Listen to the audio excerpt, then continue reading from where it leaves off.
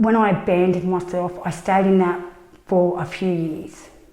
And then I fell pregnant with my daughter, and I started having thoughts then. They were sporadic, but having thoughts that I've got to do better.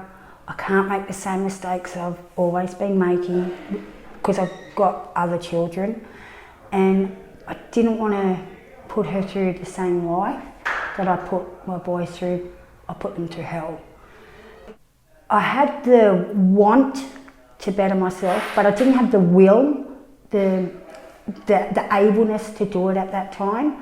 When I hit about 43, 44, my partner that I'm with now, we've been together for 16 years, he started changing a lot, for the better.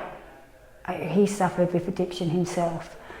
And I started noticing changes in him, and I thought, if he can change and get better, maybe I can.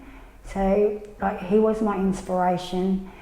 My partner started going to groups, recovery groups, doing drug and alcohol counselling, and I noticed a massive, massive change in him.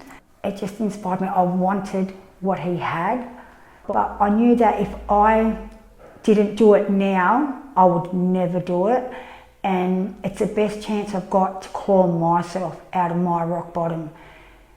And I didn't want to lose him. I didn't want to lose everything that I'd had, because I've always lost everything in my life. I've either lost it or I've just thrown it away. I had to get the courage and get out of my own self and my self-pity and contact them myself, and it was as simple as a phone call to ring up and ask if I could get some help. It was very scary. I put it off for a little bit, but I put it off for a while because I was so fearful of change. I was fearful that I was just going to fail again. Didn't think I could do it. I thought it's just going to be another disappointment to everyone. And honestly, I didn't think that I would stick to it. I didn't have faith in myself. I didn't have the confidence in myself to be able to do that, because I've never had routine or structure or boundaries in my life, and I was very, very fearful for that to start. But I had to pick up the phone. My partner actually said, "Here, I'll give you my phone, you can ring them now." And many times I'm like, "Oh, I'll do it later." But I'd done it, and I was that fearful of it that I even walked out the back door so he couldn't hear what I was saying. I was embarrassed. When I went in for my first appointment, I remember thinking, "Oh, this is going to be so scary. I don't know, how do I start this? What do I say? Am I going to make a fool of myself? Am I wasting their time?" When we were sitting across from each other and I would say a few things, and she opened my eyes to what was really going on in my head and in my body and what I was feeling. She helped me to see and feel what I hadn't been seeing and feeling before, because I honestly thought that it was the world's fault and I was a victim. I truly, truly believed that. And one of the best things that she taught me is that, yes, people can crap on you and can do such bad things to you, but I am responsible for the way that I react to that and the way I retaliate to that. And the skills that were given to me in how to accept things, how to respond to things, and how to walk away from things, and how to say no, I'd never heard before. I'd never heard how to do that before, and it's so simple now that I know it. It's so simple, but at the time, before she said this to me, I couldn't see an out. I could not see a way up. It was as if I was literally clawing to get up, and every time I would claw to get up, I'd slide back down. I'd claw up 1 foot but slide back down 6 foot. I ended up getting the self-confidence to be able to look after myself and not put drugs and alcohol into my system, and how to start to like me and love me, and how to look after me, how to start putting myself first. I was never bombarded with things like, it never felt like it was too much. It was always done. It was like she was in my head, like in the sense that she could not like control me, but she could see exactly and hear what was going on in my head, and she knew how big of a step to take with everything that we were going through. I started to do groups, and I had never put myself into a group situation. I was so fearful of people looking at me, all eyes on me. I couldn't speak around people. My mouth would literally shake just through anxiety because people were looking at me, they're hearing what I'm saying, they're paying their attention to me, and it was so uncomfortable, so fearful. I'd feel sick from it, and I would escape by running home to drugs and alcohol. And I was given the tools of how not to do that, not to turn to the drugs and alcohol. I started using the tools as a journal, starting to write my own daily journal, doing little spot checks on myself that I'd never even knew that people done these things. I didn't even think of it. In the journal, it wasn't just my thoughts and feelings, my emotions and my triggers. It was also in it, I would write things that I'd do during the day, not like a to-do list, but things that I've done during the day, like that I had already done. And that would show me what I've been doing in my day, if it was constructive, if I was doing nothing, if I was helping myself. And that started to teach me, it showed me that I wasn't doing anything. What I was doing was I was eat, sleeping, drugging, drinking. Eat, sleeping, drugging, drinking. And I seen that pattern, and then after a little while I started, when I'd go back over it, it was that for the first couple of weeks, and then it changed from going from eat, sleeping, drugging, drinking to eat, sleep, do my counselling, go to a group, and then I'd done housework, took the dogs for a walk, went to an appointment. I never stuck to anything. I had no routine at all. And then I seen that pattern starting to form. It went from bad, just everything about drugs and alcohol and my fears, to a life.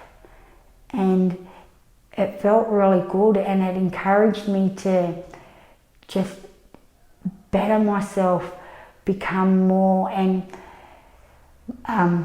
more as in more of a human, more living, not existing, living, having life and smiling about it, instead of sitting there head down, not looking at anyone, playing with my fingers. And yeah, and I had confidence, and I started realising that in my book that I was writing that other people had confidence in me, and people were trusting me, and I'd never experienced that before. Never experienced people having confidence or trust in me. I needed to help myself, that he does his recovery and I have to do my recovery. He can't do my recovery for me. No matter how much he tried, he couldn't, because he couldn't control what I was doing. And I learnt to do things for myself, and I started to enjoy it. The things that are in my life now that I enjoy is I have recovery. That's the biggest thing for me.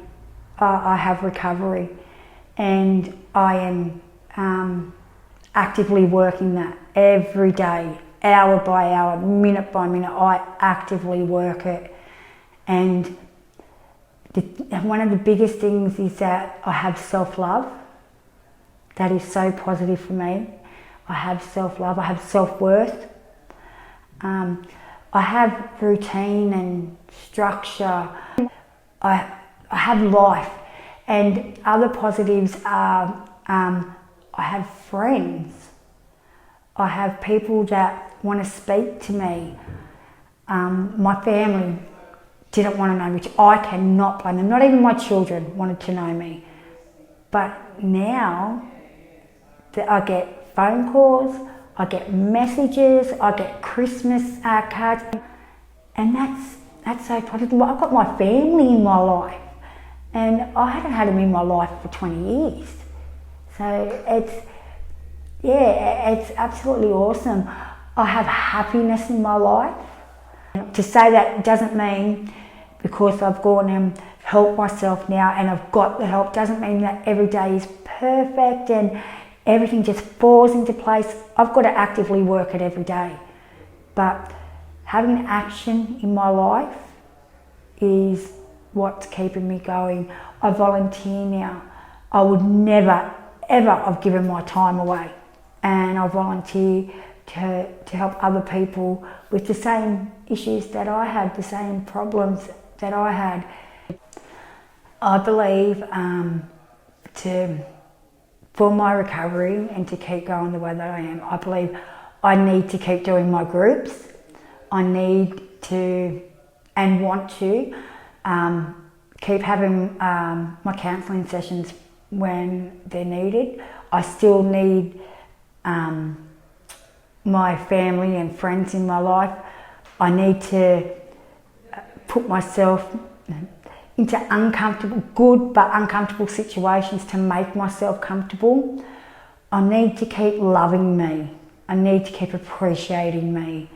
I want to be an inspiration to others because I look at all the people that were, because I've had a lot of people inspire me. I really have, especially during my recovery. I have noticed so many people, and at groups I look at people and hear what they say and how they can be so vulnerable and share their stories so raw and intimately that they trust me enough to be able to share that in front of me. And if I can do that for other people, I hope that they can feel the same, to inspire them and give them the courage to do the same thing. I want it to be a ripple effect, because without that ripple effect, it wouldn't have rippled onto me.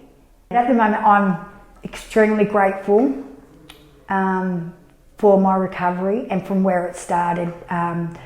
My counsellor, the place where my counsellor worked, and